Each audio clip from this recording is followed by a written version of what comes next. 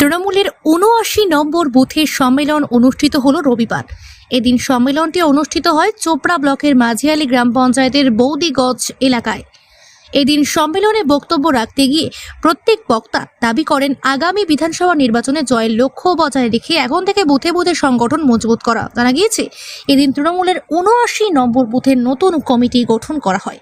এদিন সম্মেলনে উপস্থিত ছিলেন অঞ্চল সভাপতি আকবর আলী, মাঝিয়ালি অঞ্চলের কোর কমিটির চেয়ারম্যান একরামুল হক, স্থানীয় গ্রাম পঞ্চায়েতের প্রধান কাইয়ুম আলম, উপপ্রধান নরেশ চন্দ্র সিংহ, আরও অনেকেই। এ বিষয়ে আরও কি বললেন শুনুন। কারণ কি একটু বলেন। কারণ বলতে কি, আমাদের এখানকার মায়েরা বা বোনেরা লোকসভার আগেও যেভাবে আমাদেরকে সহযোগিতা করিয়েছিল, সেই সহযোগিতা করে কিন্তু আমরা আজকে বুথটা লিড দিতে পেরেছি। আমাদের যথেষ্ট পরিমাণে লোকসভায় আপনি পরিশ্রম করেছিলেন, কারণ যদিও আপনি গ্রাম পঞ্চায়েতের উপপ্রধান, সেক্ষেত্রে কিন্তু আপনার বুথে একটা চ্যালেঞ্জিং বিষয় হয়ে দাঁড়ায় যে এখানে লিড করতে হবে, কারণ চেয়ার ধরে রেখেছেন। সেখানে শুধু চেয়ার নয়, সেখানে কিন্তু ভোটের সংখ্যাটাও হয়তো হাইকমান্ডকে দেখাতে হয়। সেটা কতটা চ্যালেঞ্জিং হয়ে দাঁড়ায় নির্বাচনের সময়? অ্যাকচুয়াল চ্যালেঞ্জিং ছিল, খুব কঠিন পরিস্থিতি ছিল। সেই পরিস্থিতির মাধ্যমে চেয়ারের সম্মানটা আমাদের বৌদিগঞ্জের বুথের ৭৯ নম্বর যে বুথ, সেই বুথ আজকে সম্মান রক্ষা করিয়েছে। আমার সম্মান না, এটা বৌদিগঞ্জের সম্মান, বৌদিগঞ্জের মানুষের সম্মান।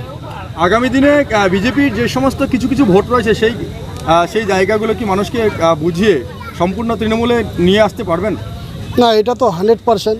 যেরকম আমাদের মাইজালিতে টিএমসি আসার পরে এবারে প্রথম আমরা সে 65-64টা ভোট আমরা লিড দিতে পেরেছি। তো বিধানসভায় 100-এর মধ্যে 100% আমরা লিড দিব। হয়তো বিরোধী 2-4টা এদিক ওদিক পেতে পারে, তার ছাড়া ভোট বেশি পাবে না। এটা আমার চ্যালেঞ্জ। মানুষকে উপপ্রধান হিসেবে না, মানুষ সেটা তো আমি বললে আর হবে না, সেটা মানুষে বলবে। মানুষ আমার হৃদয়ের মধ্যে রয়েছে, মানুষের হৃদয়ের মধ্যে আমি রয়েছি। সেইভাবে মানুষের আজকে দুঃখে সুখে যেখানে ডাকুক না কেন, যাই হোক না কেন, ডাকে আমি যতটা পারি মানুষের সহযোগিতা বা সার্ভিস দিই। এটা আমাদের বৌদিগঞ্জের ৭৯ নম্বর বুথ। আমার ৭৯-৮০ নম্বরের আমি এখানকার মেম্বার। দুটো বুথে মোটামুটি ১৬০০ ভোট রয়েছে। আমার এটা হচ্ছে ৭৯ নম্বর। সম্মেলন সম্পূর্ণ হয়েছে ইতিমধ্যে। আজ থেকে প্রায় 24টা হয়ে গেল, আর 9টা বাকি আছে। কি বলবেন আগামী 26 নিয়ে কি ভাবনা রয়েছে আপনাদের? আপনারা নিজেই দেখলেন এখানে যে দিদির উন্নয়ন এবং এমএলএ সাহেবের যে উন্নয়ন দেখে মহিলারা যেইভাবে উপস্থিত হয়, আমাদের প্রত্যেকটা বুথে দেখছি মহিলাদের উপস্থিতি খুবই ভালো এবং ছেলেরাও উপস্থিত আছে খুব ভালো। আজকে উপপ্রধান সাহেবের বুথ ৭৯ নম্বর বুথ আমাদের সুষ্ঠুভাবে সম্মেলন শেষ হলো এবং আগামীকাল আমাদের মোলানি ৬৭ নম্বর বুথ আছে।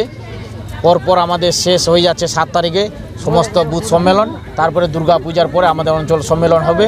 খুব ভালো আমাদের জমজমাট হিসাবে আমাদের সম্মেলন রয়েছে। কি বার্তা দিলাম আমাদের দিদির যে উন্নয়ন এবং দিদির উন্নয়ন প্রত্যেকটা বাড়িতে পাচ্ছে এবং 2026-এ যে আমাদের বিধানসভা ভোট, আমাদের অঞ্চল থেকে আমরা টার্গেট করছি এখন থেকে আমাদের 20,000 ভোট লিড দিতে হবে। তাহলে প্রত্যেকটা বুথ থেকে আমাদের, কারণ একটা বুথ বাড়ে গেছে, আমাদের 34টা হয়ে গেছে, যদি আমরা 500 করে ভোট লিড দিই তাহলে তো আমাদের 17,500 হয়ে যাচ্ছে।